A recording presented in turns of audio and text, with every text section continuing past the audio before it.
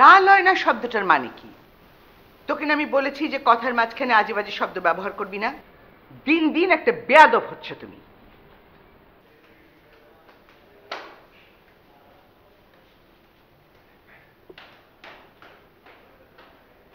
ইস, আমি কিছু কইলে বেয়াদব, আর বাড়ির সবাই যেতে না লাগে উল্টা পাল্টা কথা কয়, হেডা কিছু না। হ্যাঁ, খাওয়া দাওয়া হয়েছে মানে কি? আমি কি বলেছি যে খাওয়া দাও? বলতে হবে কেন? রাত বাজে 9:30, এরপরে আর কখন ডিনার করবে? আরে বাবা, 9:30 বাজে মানে কি? এটা কি হোস্টেল নাকি যে খেয়ে দিয়ে বাতি নিবিয়ে এক্ষুনি ঘুমিয়ে পড়তে হবে?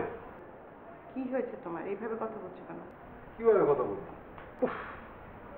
দিন দিন যত বয়স বাড়ছে না, তুমি ততই ইরিটেটিং হচ্ছ। আমি হ্যাঁ, ইরিটেটিং হয়ে যাচ্ছি? বাহ,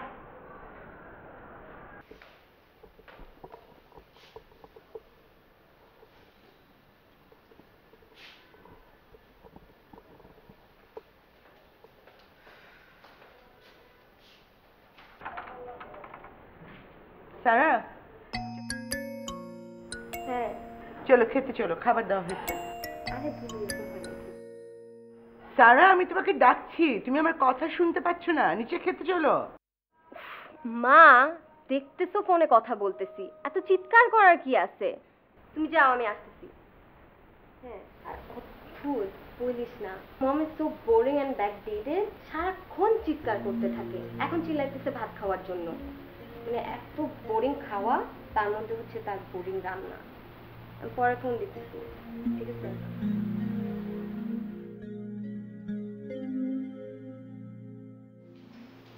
ভাইজান, টেবিলে খালাম্মা খাবার দিছে, খাইতে আসেন। খালাম্মা সেই কখন থেকে চিল্লাচিল্লি করতেছে। মা তো সব সময় চিল্লাচিল্লি করে, এর নতুন কি? নতুন কিছু থাকলে বলো, শুনে একটু আনন্দিত হই। আছে, রাম সস মাছ। খালাম্মা আজকে আপনাকে লেগা রাম সস মাছ রান্না করছে। হোয়াট? রাম সস মাছ? এ মাছ খায়? এক মাছের নাম শুনেই তো আমার বমি আসতেছে। আগে খান, তারপর ঠিকঠাক মতো বমি করেন। এখন চলেন তো।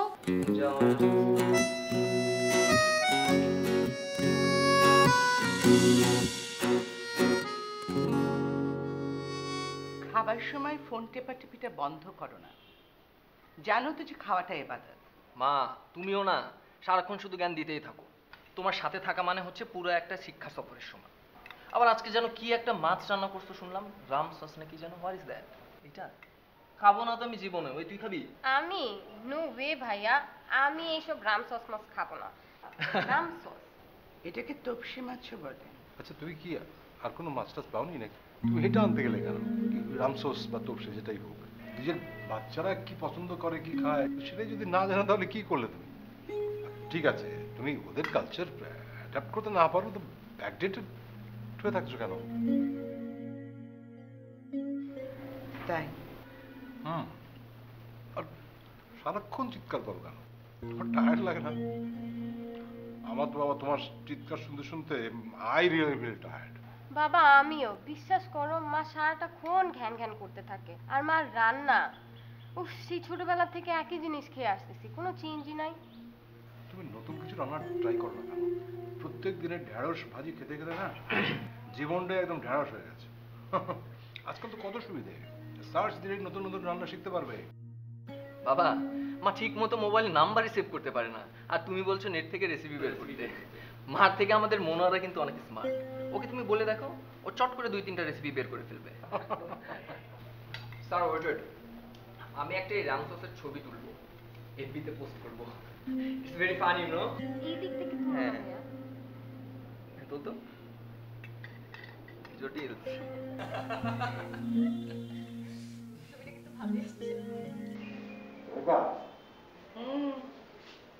কালকে শুক্রবার না? তাই তো মনে হয়। ভাবছি কালকে পদ্মা সেতুর কাজটা দেখতে যাবো। হ্যাঁ, তোমার একটা কাজ হচ্ছে, দেখাটা খুব জরুরি। মানে ইতিহাসের সাক্ষী হয়ে থাকাটা খুব দরকার। দেশের টাকা এত বড় কাজ, একবার ভাবো। কি কি বলো? তা কাল সকালে কখন বের হবে ইতিহাসের সাক্ষী হতে? এই তো নাস্তা খেয়ে বেরিয়ে যাও। ফাইন, তা তুমি যাবার সময় আমাকে ডাক দিও। মানে নাস্তা আগে তৈরি করবে তো? এটা একটা প্রশ্ন ছিল নাকি? না ঠিক আছে। আর ভিজে তোয়ালে বিছানার উপর রাখার অভ্যাস। আরে তুমি তো রাখবি।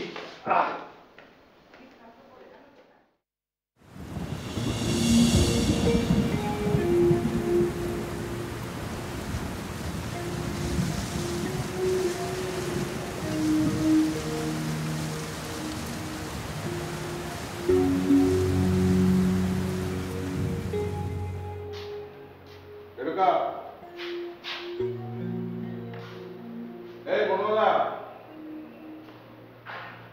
বনমালা,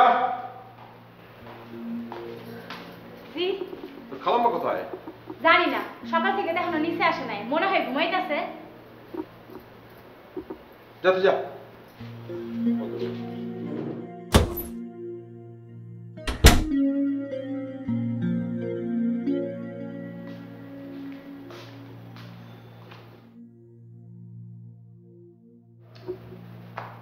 কি আশ্চর্য ব্যাপার।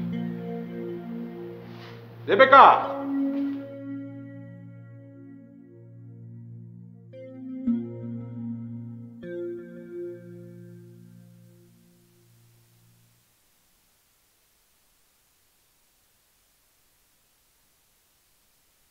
আসসালামু আলাইকুম স্যার। ওয়ালাইকুম আসসালাম। আচ্ছা, তোমার ম্যাডাম কি বের হচ্ছে নাকি, দেখেছো? জি স্যার, ম্যাডাম তো সেই ভোরবেলা বাইর হয়ে গেলেন। আমি কইলাম যে ম্যাডাম এত সকালে কই যান বাজারে, তখন উনি কইলো যে জানি না। জানি না বলেছে? আমি আবার জিজ্ঞাইলাম ম্যাডাম বাসায় ফিরবেন কখন, তখন উনি কইলো যে নাও ফিরতে পারি। মানে কটার দিকে বেরিয়েছে? তা তো স্যার প্রায় 6:30 হইব। এটা 6:30 মানে তো 8টা। আচ্ছা ঠিক আছে, রাখো তুমি।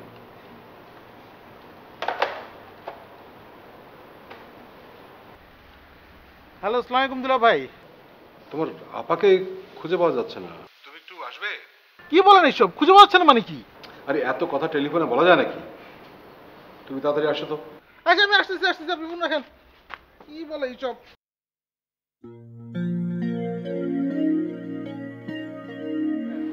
ম্যাম, আমরা ঢাকা ইউনিভার্সিটি বাংলা ডিপার্টমেন্ট থেকে এসেছি, অনার্স সেকেন্ড ইয়ার। আমাদেরই একজন ফ্রেন্ড সুমাইয়া, ওর ব্লাড ক্যান্সার ধরা পড়েছে, তাই আমরা সব ফ্রেন্ডরা মিলে ওর ট্রিটমেন্টের জন্য ফান্ডরেজ করা স্টার্ট করেছি। আপনি কি আমাদের কিছু ডোনেট করে ও ট্রিটমেন্টের জন্য হেল্প করবেন কাইন্ডলি? হ্যাঁ, তা করবো, কিন্তু তার আগে আমার একটা প্রশ্নের উত্তর দাও। তোমরা ঢাকা বিশ্ববিদ্যালয়ের কোন বিভাগে? Bangla ma'am. Bangla.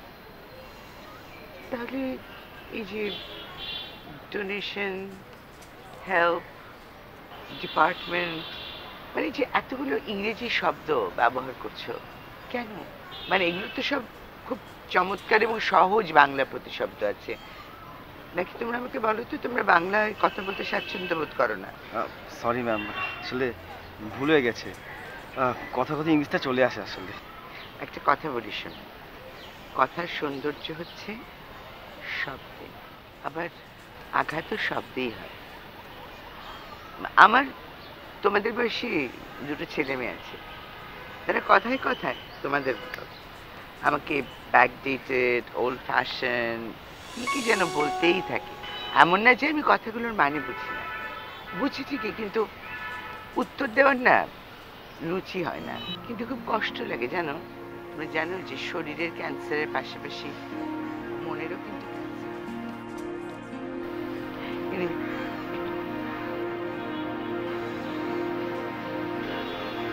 Thank you, ধন্যবাদ। আচ্ছা, কিছু কি হয়েছিল? আরে কি আর হবে, কাল রাতে আমি তাকে বললাম যে আমি পদ্মা ব্রিজের কাজ দেখতে যাব, সে আজকে সকালে কোন ব্রিজ দেখতে গেছে আল্লাহ জানে। এর কোনো মানে হয়? এই, তোদের কিছু বলে যায় নাই নাকি তোদের সাথে আবার ঝগড়াঝাটি হয়েছে? আমাদেরকে কিছু বলে গেলে কি আমরা এখানে এভাবে বসে থাকি? আর মার সাথে আমাদের ঝগড়া হবে কেন? আমার সাথে তোমার খুবই ভালো সম্পর্ক, way just like friends, you know. আর তাছাড়া কালকে রাতেও তোমার সাথে আমরা কত মজা করলাম, তাই না রে? হ্যাঁ মামা, সত্যি সত্যি। আর মার সাথে তো আমার সম্পর্ক is like we are sisters. আমি তো বুঝতেই পারছি না মা এভাবে কিভাবে হুট করে কোথাও চলে যেতে পারে, তাও আবার কাউকে না বলে। আচ্ছা দুলা ভাই, সত্যি করে বলেন তো, আপার সাথে আপনার কিছু হয়েছে নাকি? উফ, কি হবে এই বয়সে আমাদের? কবির, তুমি কি বলতে যাচ্ছ? কি কি তোমার আপা ত্যাক্ত বিরক্ত হয়ে আমার উপর রাগ করে কি বাড়ি ছেড়ে চলে গেছে? এই দুই জায়গার উপরে সংসার করছি আমরা। কোনোদিন তোমার আপা এই স্বামী, সংসার, শ্বশুরবাড়ি এসব নিয়ে কোনো কমপ্লেন করেছে, অভিযোগ করেছে? আচ্ছা দুলা ভাই, আপনি ওটা এমনি দেখতেছেন কেন বলেন তো আমারে? মানে আপা হয়তো কোনো বিষয় নিয়ে খুব আপসেট ছিল, আপনি বুঝতে পারেন নাই। তোমার আপা আপসেট হবে আর আমি বুঝবো না? খালুজান, উপরে খালাম্মার ফোন বাজতাছে।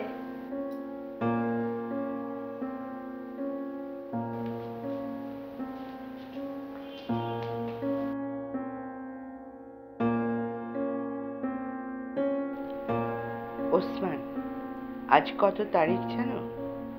আজ 7 জুলাই। আজ থেকে ঠিক 25 বছর আগে তোমার আমার বিয়ে হয়েছিল।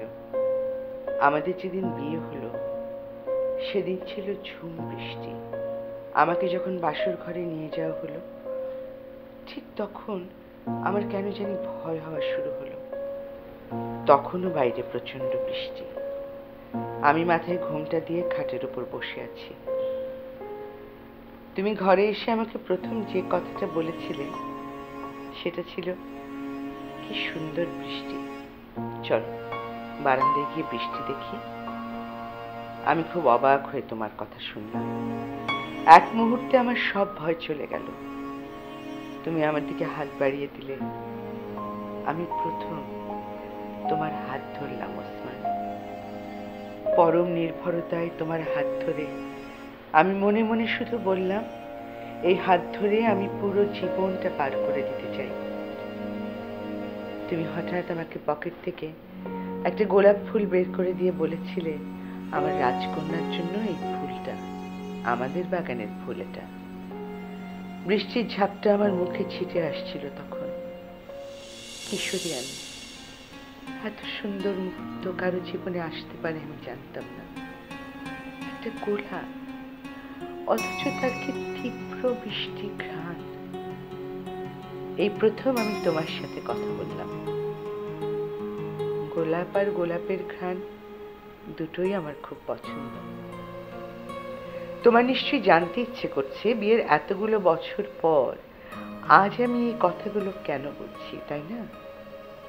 একটা সম্পর্ক যার শুরুটা এত সুন্দর, সেটা কখন যেন বড্ড ক্লান্তিকর, অবহেলা আর অবজ্ঞায় পরিণত হয়েছে। সেই বিকেলে তুমি কথা দিয়েছিলে প্রতিদিন আমাকে তুমি গোলাপ এনে দেবে। আমি শুনে হেসেছিলাম। আমি জানতাম এটা কথার কথা, কিন্তু আমাকে অবাক করে দিয়ে অনেক দিন, অনেক মাস প্রতিদিন বাড়ি ফেরার সময় তুমি লুকিয়ে আমার জন্য ফুল নিয়ে আসতে। তারপর একদিন তুমি কাজের চাপে ফুল আনতে ভুলে গেলে। তারপর আরেকদিন, তারপর আরেকদিন, এভাবে করে ফুল আসা বন্ধ হয়ে গেল আর আমিও ফুলের কথা ভুলে গেলাম। আমাদের ভালোবাসার জীবন থেকে ফুলের মতোই অনেক কিছুই হারিয়ে যেতে থাকে ওসমান। এরপর আবরার এলো। আমি আবরারকে নিয়ে ব্যস্ত হয়ে গেলাম, আর তুমি তোমার কাজ নিয়ে। আমাদের ফুলহীন, ঘ্রাণহীন, ভালোবাসাহীন জীবন শুরু হলো, অথচ আমরা টেরই পাইনি। একদিন সারা কাঁদছিল। তুমি প্রচন্ড বিরক্ত হয়ে আমাকে বলেছিলে, একটা বাচ্চা ঠিক মতো সামলাতে পারো না, কেমন মা তুমি? ঠিক সেদিন থেকে আমি পুরোপুরি মা হয়ে যাই ওসমান, আর তুমি হারিয়ে যাও তোমার ভুবনে। সেখানে আমার জায়গা কমতে কমতে একসময় নাই হয়ে যায়। দেখতে দেখতে 25 বছর চলে গেল। আমি আমাদের প্রথম দিনের কথা যেমন ভুলিনি, আমাদের পরের দিনগুলোর কথাও ভুলিনি। গত 10 বছরে তোমার আমার সম্পর্কে শুধু পরিবর্তনই এসেছে। 8-10টা সাধারণ স্ত্রীর মতো তোমার সব আদেশ মেনে চলেছি। কখনো কোনো কিছু তোমার পছন্দ না হলে তার জন্য তোমার কথা শুনেছি, লাঞ্ছিত হয়েছি। ভালোবাসার সম্পর্কেও গোলাপ আমাদের হারিয়ে গেছে। কিন্তু কাঁটাগুলো রয়ে গেছে। প্রতিদিন আমি অল্প অল্প করে আহত হয়েছি। ছোট থেকে ছোট বিষয়, ক্ষুদ্র থেকে ক্ষুদ্রতর বিষয়ে তুমি বারবার আমাকে অপমান করেছ, অবজ্ঞা করেছ, আর আমি অথর্ব গৃহিণীর মতো সমস্ত অপমান সহ্য করেছি। কিন্তু তোমার অবজ্ঞা আমি কি করে সইব বলো তো? যে মানুষটা পরম মমতায় আজ থেকে 25 বছর আগে আমার হাত ধরে রেখেছিল, সেই মানুষটার এমন পরিবর্তন আমি নিতে পারি না জানো। তুমি কি জানো ওসমান, আমার প্রতি তোমার তাচ্ছিল্য ভরা ব্যবহার সবচাইতে বেশি কাদেরকে প্রভাবিত করে? আমি বলি ওসমান, তোমার সন্তানদেরকে। খেয়াল করেছ কাল রাতে ওরা কি সুন্দরভাবে আমাকে একটা হাসির খোরাক বানালো? তুমি নিশ্চয়ই খুব উপভোগ করছিলে, তাই না? কিন্তু এটা শুধু কাল রাতের ঘটনা না ওসমান, এমন অসংখ্যবার হয়েছে। তুমি আর তোমার সন্তানরা আমাকে প্রতিনিয়ত তোমাদের হাসির খোরাক বানিয়েছ, আর আমি রাতের পর রাত শুধু নিঃশব্দে কেঁদেছি। পৃথিবীর কোনো মা, কোনো স্ত্রী তার সন্তান কিংবা স্বামীর কাছে হাসির খোরাক হয়ে বেঁচে থাকতে চায় না ওসমান। এখন আমার প্রতি তোমাদের আচরণ আমাকে অপমানিত করে। আমার নিজেকে বড্ড বেমানান আর অপ্রয়োজনীয় মনে হয় তোমাদের মাঝে। তাই অনেক ভেবে আমি তোমাদেরকে ছেড়ে যাওয়ার সিদ্ধান্ত নিয়েছি, অথবা বলতে পারো নিজেকে মুক্ত করার সিদ্ধান্ত নিয়েছি। এই সম্পর্কগুলো থেকে আমি মুক্ত হতে চাই। আমি তোমাদের ছেড়ে যাচ্ছি, সাথে কিচ্ছু নিয়ে যাচ্ছি না, এমনকি কোনো স্মৃতিও না। তুমি একজন চমৎকার স্বামী হিসেবে তোমার সংসার জীবন শুরু করেছিলে ওসমান, কিন্তু একজন পরাজিত স্বামী হয়ে তোমার সংসার জীবনের ইতি হলো। স্ত্রী চলে যাওয়া নিশ্চয়ই এক ধরনের বড় পরাজয় তোমার জন্য, তাই না? তোমার দেয়া সবটুকু তোমাকে ফিরিয়ে দিয়ে গেলাম। ভালো থেকো রেবেকা। ভাল লাগছে, কথাগুলো ভাল লাগছে। আমার নাম নাফিস, আমি ইংলিশ ডিপার্টমেন্টের স্টুডেন্ট, কিন্তু একটা বাংলা গান শোনাইতে পারি, চাইলে শুনবেন? না নাফিস, এখন তোমার গান শুনবো না, আমার খুব খিদে লেগেছে। তুমি বরং আমাকে বলো তো এখানে ভালো খাবার পাওয়া যায় এরকম জায়গা কোথায়? সামনে একটা ভালো রেস্টুরেন্ট আছে, চাইলে এখানে খেতে পারেন। তুমি চাইলে আমাকে জয়েন করতে পারো। আপনি যদি খাওয়ান তাহলে খেতে পারি। ওকে ডান, চলো। চলো। কোন দিকে? এই যে এদিকে। চল।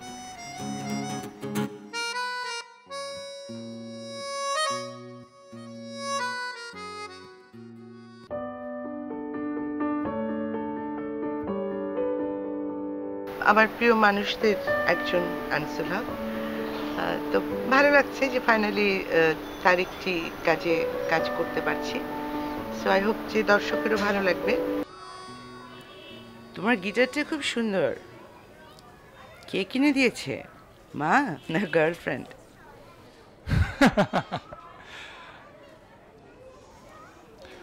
আমার দুটোর একটাও নেই। আমি যখন ক্লাস 3-তে পড়ি তখন থেকেই মা নেই, আর আমার গার্লফ্রেন্ড বোধহয় আমাকে এখনো খুঁজেই পায়নি। বাবা কিনে দিয়েছে guitar. I am so sorry, তোমার মা নেই? I am really sorry. Don't be. মা বেঁচে আছে, উনি আমাদের ফেলে রেখে চলে গেছেন। কেন গেছেন, কোথায় গেছেন তা জানিয়ে যাননি। আমরা অনেক চেষ্টা করেছি খোঁজার, কিন্তু খোঁজ মেলেনি। আর তোমার বাবা? বাবা আছেন, এখনো মার অপেক্ষায় আছেন। আমাকে এই গিটারটা কেন কিনে দিয়েছেন জানেন?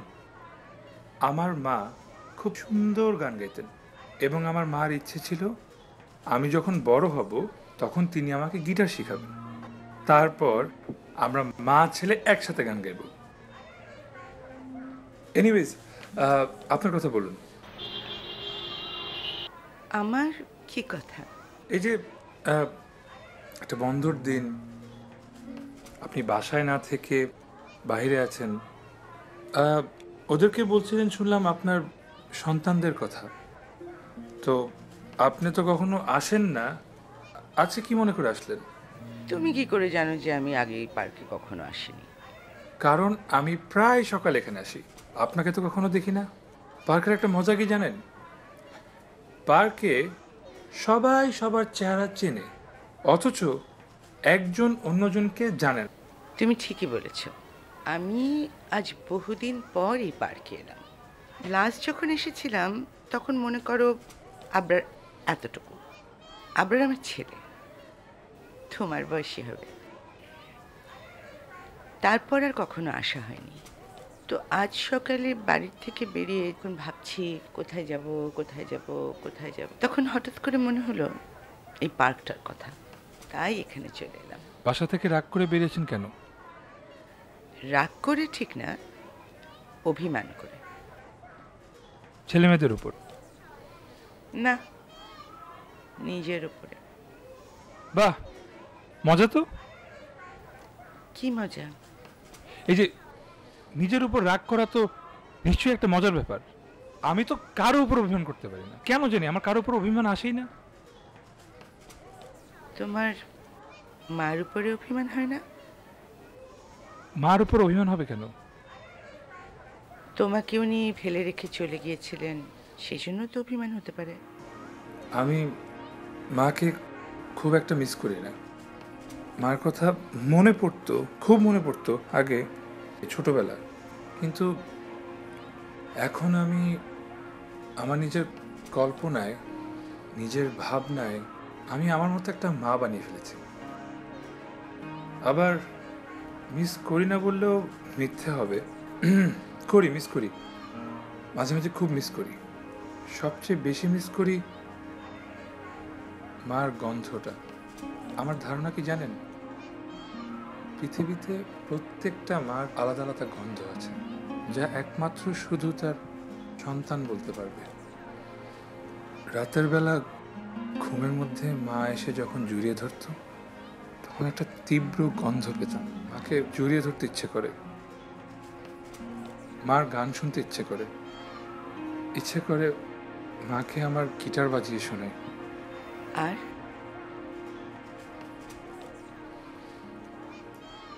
আর মা না থাকার সবচেয়ে বড় দুটো সমস্যা আমি প্রথম বছরে আবিষ্কার করে ফেলেছি। প্রথমটা? মার কাছে আবদার করাটা। আমার ধারণা মা হলো গিয়ে আবদার করার সবচেয়ে বড় জায়গা। আমার তো মা নেই, সো আমার কোনো আবদারও নেই। আর দ্বিতীয়টা? মার হাতে রান্না মিস করি। মা একটা খিচুড়ি রাখতেন, কত কিছু যে দিতেন খিচুড়ির ভেতর ঠিক নেই। আমি যদি খেতে চাইতাম না, সে আমার পিছে দৌড়াতেন, আমাকে নিয়ে আবল তাবল গান বানাতেন, যেভাবেই হোক সে খিচুড়িটা আমাকে খাইয়ে ছাড়তেন। তোমার মা চলে যাওয়ার পরে তুমি আর খিচুড়ি খাওনি কখনো, না?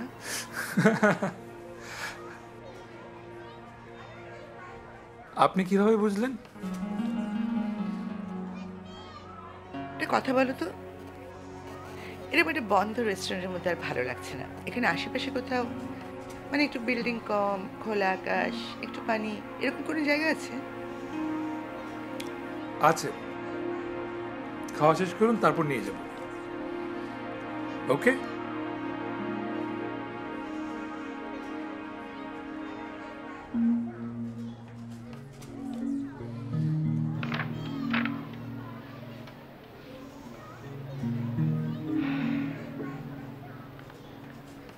জি বলুন ওসমান সাহেব। আমার স্ত্রী রেবেকা এটা লিখে, এবারে এই ডায়েরির মধ্যে এটা লিখে ও সকালের বাড়ি থেকে চলে গেছে। আপনি ভুল বললেন ওসমান সাহেব, আপনার স্ত্রী বাড়ি থেকে বের হয়ে যাননি, উনি অভিমান আর কষ্ট নিয়ে আপনাদের ছেড়ে চলে গেছেন।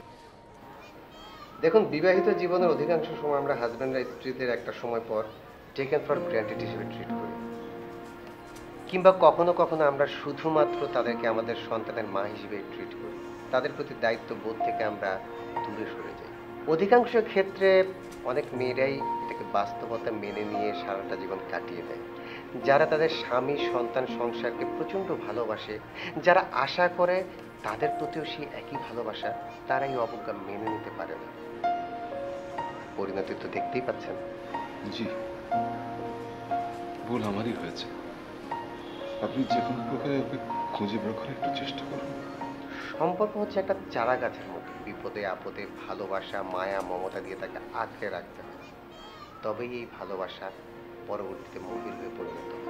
কিন্তু দুর্ভাগ্য, আপনারা সেই সম্পর্কের গাছের গোড়ায় ক্রমাগত আঘাত করে করে রক্তাক্ত ক্ষত বিক্ষত করে ফেলেছে।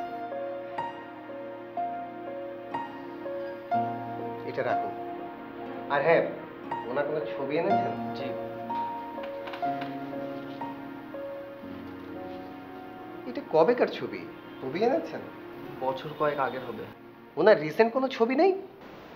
রেবেকার সঙ্গে আমাদের কারো কখনো ছবি তোলা হয়নি। তোমরা কেমন ছেলে মেয়ে বলো তো?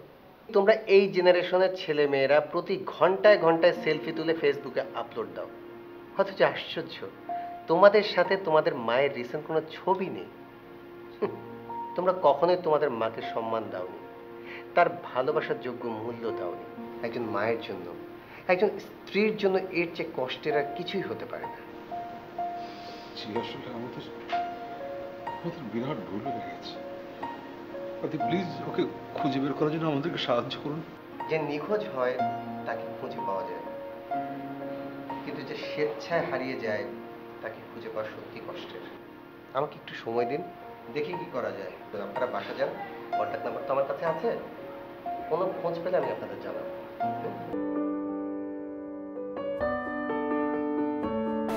নাটকের নাম বিকেল বেলার গল্প। এখানে আমার মূল কো-আর্টিস্ট তারিক আনাম খান। আমরা ছোটবেলার বন্ধু, সেই গুড্ডির থেকে শুরু করে আজ পর্যন্ত মেলা কাজ করা হয়েছে একসাথে।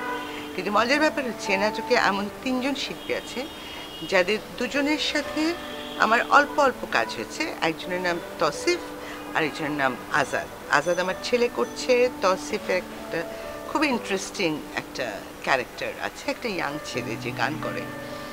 আর মিশৌরি বলে একটি মেয়ে আমার মেয়ে করছে। আমার মনে হয় এই যে ম্যাচুরিটি আর ইউথ, এইটার যে একটা কনককশন, এইটা এই নাটকটাকে একটু স্পেশাল করছে।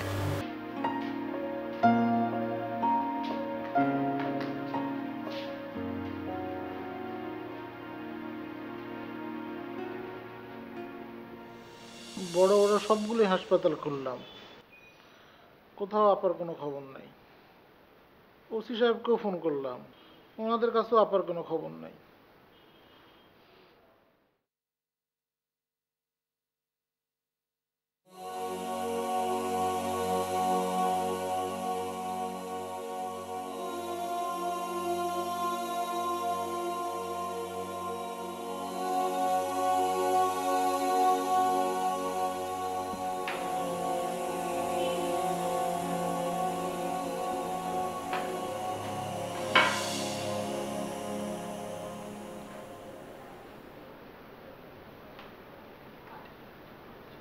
কি হলো, চ্যানেল চেঞ্জ করে দিলে কেন? আমি তো প্রোগ্রামটা দেখছিলাম না। হ্যাঁ, দেখলে দেখি, এতক্ষণ ধরে তো দেখছো। আমি একটু আমার নিউজ টিউজগুলো দেখি একটু। এতক্ষণ ধরে দেখছি মানে আমি সারাদিন টেলিভিশন দেখি। হ্যাঁ, সাথে টেলিভিশন দেখা যায়, তোমার কি কাজ? যার কোনো কাজ আছে? তাই বেকার মানুষ। না এটা নাও। কি এটা? আরে বাবা, তাকিয়ে দেখো, তারপরে জিজ্ঞেস করো কি এটা। নাও, ধরো।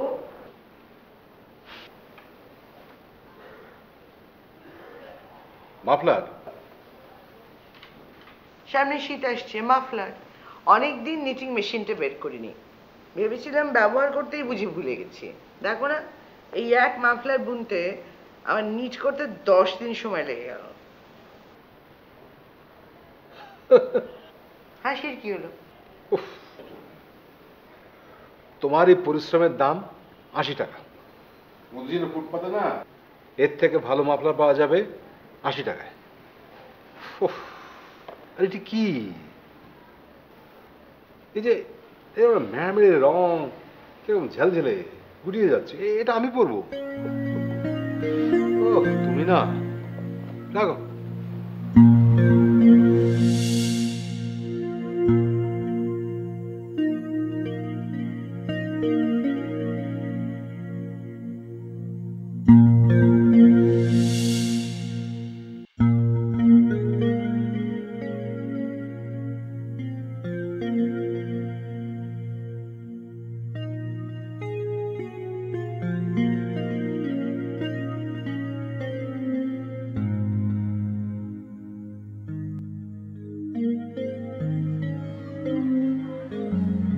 তোমাকে অনেক ধন্যবাদ, তুমি আজ সারাটা দিন আমাকে সময় দিলে। তোমার কাজের কোনো ক্ষতি হয়নি? আমার আবার কি কাজ? আমি ছুটির দিন এমনিতেও ভাবে ঘুরে বেড়াই, মানুষ দেখি। মানুষ দেখতে আমার খুব ভালো লাগে।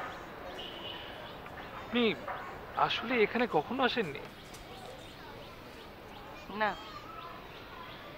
ছেলে মেয়েরা বড় হয়ে যাওয়ার পরে ওরা আমার সঙ্গে কোথাও ঘুরতে যায় না, আমি তোদের বাবাও কোথাও ঘুরতে যায় না।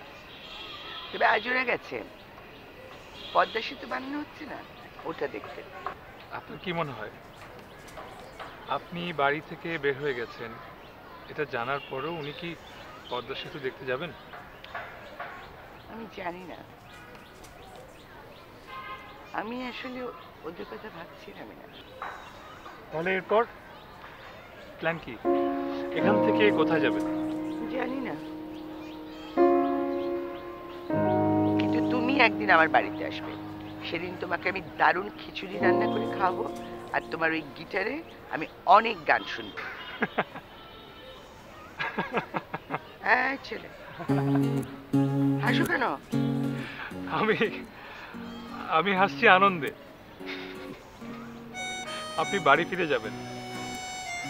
আমি সারাদিন আপনার পেছন পেছন এ কারণেই ঘুরছিলাম, আপনাকে একা ফেলে যেতে একদম ইচ্ছে করছিল। আমার মা যেদিন বাড়ি থেকে চলে গেলেন সেদিন উনিও নিশ্চয়ই এরকম কোথাও এসেছিলেন, কিন্তু ওনাকেও দিন কেউ বাড়ি ফিরে যেতে বলেনি। তুমিও তো আর আমাকে বাড়ি ফিরে যেতে বলো। বলিনি, কারণ আমি জানতাম আপনি বাড়ি ফিরে যাবেন। এনিওয়েজ, এখন বলেন কখন বাড়ি ফিরবেন? সন্ধ্যা হয়ে আসছে, আমি আপনাকে বাড়ি পৌঁছে তারপর আমার বাড়ি ফিরব। তুমি আমাকে পৌঁছে দেবে? জি। রাস্তায় কতগুলো ফুল কিনতে হবে, আজ আমার 25তম বিবাহ বার্ষিকী। কংগ্রাচুলেশন। Thank you. কি ফুল কিনবেন? গোলাপ? হ্যাঁ, টকটকে লাল 25 টাকা, ওগুলো নিয়ে বাড়ি।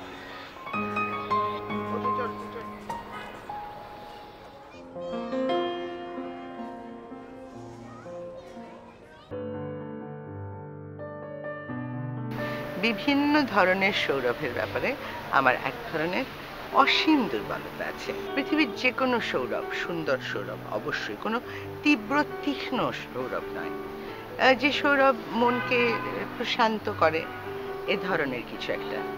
কিন্তু ঘুরে ফিরে সেই সন্ধ্যা মাটির থেকে যে সৌরভ, সেটা আর মায়ের গায়ের সৌরভ পৃথিবীর শ্রেষ্ঠ সৌরভ।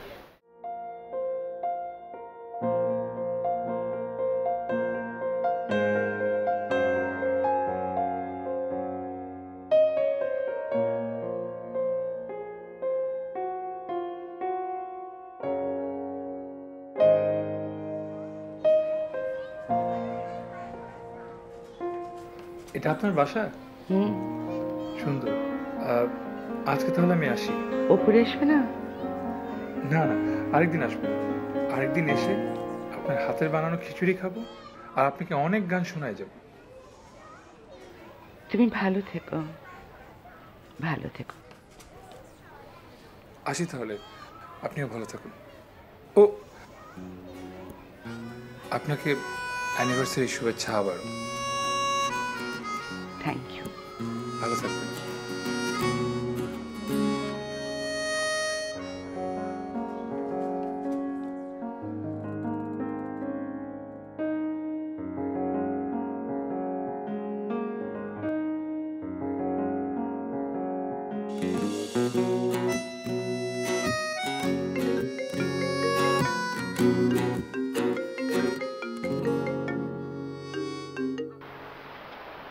হ্যাঁ মা বলো। কিরে তুই সেই সকালবেলা বের হলি এখনো তোর কোনো খবর নাই, ফোন দিচ্ছি ফোনও তো ধরিস না। মা চিন্তার কি আছে, একটা কাজে আটকে ছিলাম, চলে আসছি। তাড়াতাড়ি আয় না বাবা, আজ না তোর জন্মদিন। তোর বাবা তোর জন্য কোথা থেকে যে একটা পিঙ্ক কালারের কেক নিয়ে এসছে, বুঝ তুই তোর বাবার অবস্থাটা। মা তুমি তো বাবাকে চিনোই, এমনই। তা তো জানি, কিন্তু বাবা তুই তাড়াতাড়ি আয়, তুই না আসলে তোর বাবা না খেয়ে বসে থাকবে। আর শোন না, পোলাও রান্না করেছি, সাথে মুরগির রোস্ট আর গরুর মাংস। আর কিছু খাবি বাবা? হ্যাঁ খাবো, খিচুড়ি খাবো। ছোটবেলা তুমি আমার পিছে দৌড়ে দৌড়ে যে খিচুড়ি খাওয়াতে, তুমি রাত্রে থাকো আমি আসছি। পাগল একটা ছেলে। আচ্ছা ঠিক আছে, আমি রাখছি খিচুড়ি, তুই তাড়াতাড়ি চলে আয়।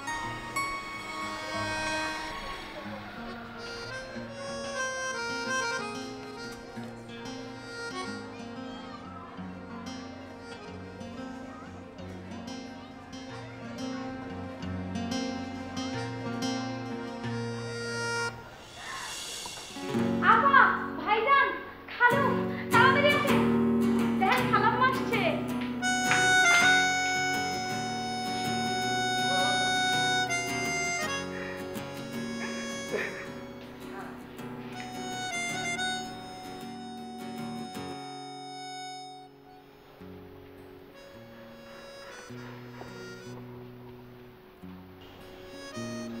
Happy anniversary.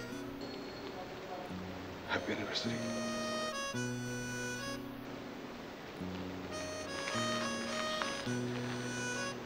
কালকে না আমরা পদ্মা ব্রিজের কাল দেখতে যাব।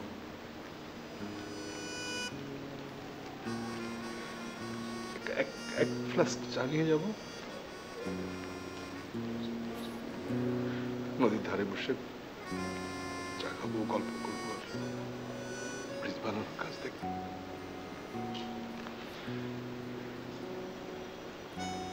সঙ্গে মাথাটা নিয়ে যাব, নদীর ধারে বসে যদি ঠান্ডা লাগে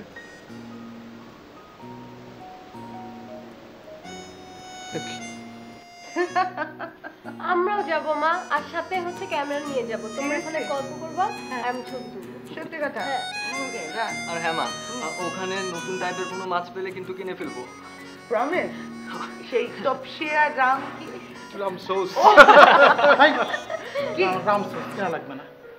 আজকে আমি পুলিশের কাছে ঝাড়ি খেয়েছি, কিছু না জানো, সেলফি না তোলার জন্য। আসো সেলফি তুলি আগে, আসো। মানে সেলফি না তুলে তুলে তুই তো বুকেও শেখা একটু প্লিজ।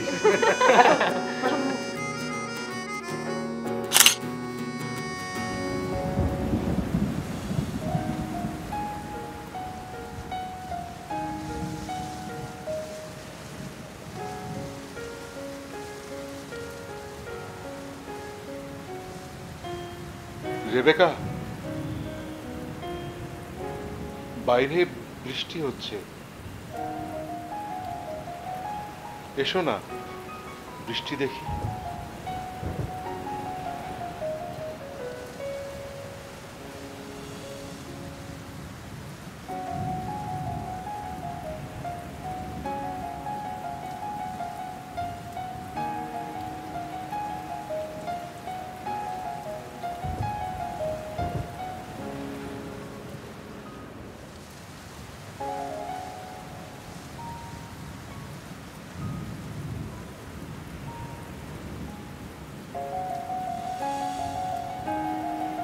আমার সেই রাজকন্যার জন্য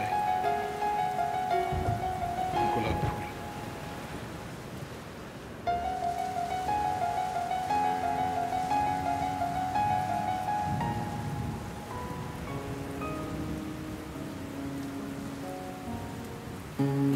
Mm-hmm.